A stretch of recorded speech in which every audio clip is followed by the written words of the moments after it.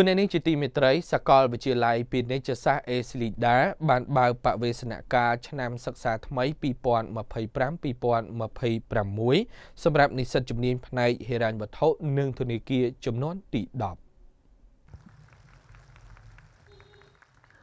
កំណើននិស្សិតសិក្សាលើជំនាញផ្នែកហិរញ្ញវត្ថុនិងធនាគារនៅកម្ពុជាមានការកើនឡើងគួរឲ្យកត់សម្គាល់ដែលស្របតាមការរីកចម្រើនយ៉ាងឆាប់រហ័សនៃប្រព័ន្ធហិរញ្ញវត្ថុឥណទាននិងការទូទាត់តាមប្រព័ន្ធ Digital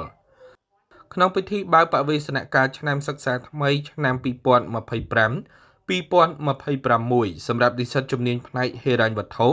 និងធនាគារចំនួនទី10របស់សាកលវិទ្យាល័យពាណិជ្ជសាស្ត្រអេស៊ីលីដាក៏មានការកើនឡើងនៅចំនួននិស្សិតជាច្រើនផងដែរ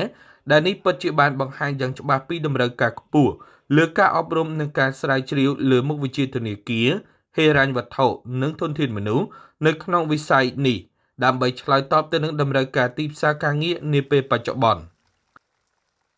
លោកបណ្ឌិតផុនណារិនសាកលវិទ្យាធិការនៃសាកលវិទ្យាល័យពាណិជ្ជសាស្ត្រអេស៊ីលីដាបានថ្លែងថាចំពោះនិស្សិតចំនួនទី10បានមកសិក្សាសរុបចំនួន 1766 នាក់ក្នុងនោះនិស្សិតស្រីមានចំនួន 7930 នាក់សម្រាប់ឆ្នាំសិក្សា 2025-2026 នេះការសម្រេចចិត្តសិក្សាលើជំនាញផ្នែកហិរញ្ញវត្ថុនិងធនាគារគឺជាការបើកផ្លូវទៅរកឱកាសការងារដ៏សម្បូរបែបស្របទៅតាមការអភិវឌ្ឍកម្មវិធីសិក្សារបស់សាកលវិទ្យាល័យពាណិជ្ជសាស្ត្រអេស៊ីលីដាដែលបានឆ្លុះបញ្ចាំងពីតម្រូវការធនធានមនុស្សក្នុងវិស័យហិរញ្ញវត្ថុនិងធនាគារដើម្បីបំពេញតាមកំណើនសេដ្ឋកិច្ចជារួមលោកបន្តទៀតថាដោយទទួលបានសេចក្តីទុកចិត្តនិងជឿជាក់លើកម្រិតគុណភាពនៃការអប់រំចំណេះជំនាញខ្ពស់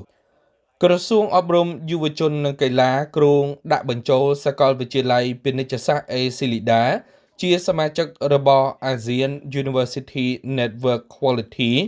Assurance ដែលមានដៃគូសហការជិត100ស្ថាប័នមកពីសាកលវិទ្យាល័យជាតិនិងអន្តរជាតិក្រៅពីនេះក្នុងចំណោមសាកលវិទ្យាល័យចំនួន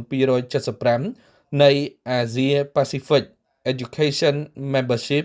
មានប្រទេសចំនួន26មកពីទូទាំងពិភពលោកផងដែរលោកបញ្ជាក់ថាសាកលវិទ្យាល័យពាណិជ្ជសាស្ត្រអេស៊ីលីដាមានកម្មវិធីសិក្សាជាច្រើនដូចជាផ្នែកហិរញ្ញវត្ថុនិងធនាគារគណនេយ្យទីផ្សារ